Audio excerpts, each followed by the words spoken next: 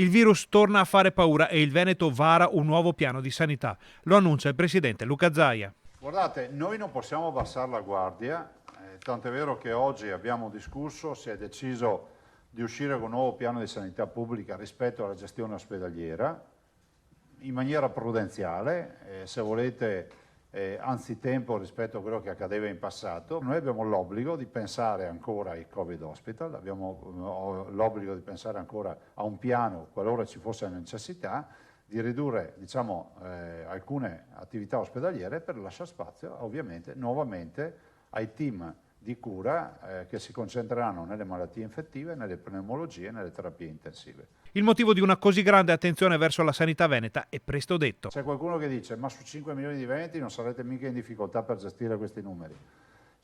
Cari signori, la vera preoccupazione nostra è che se gli ospedali vanno in tilt, mettono in difficoltà le squadre, mettono in difficoltà la possibilità di prendere in carico i pazienti. Io vorrei far capire ai veneti, o meglio a quelli che ancora magari hanno qualche dubbio, che il vero tema è riuscire a prendere in carico tutti.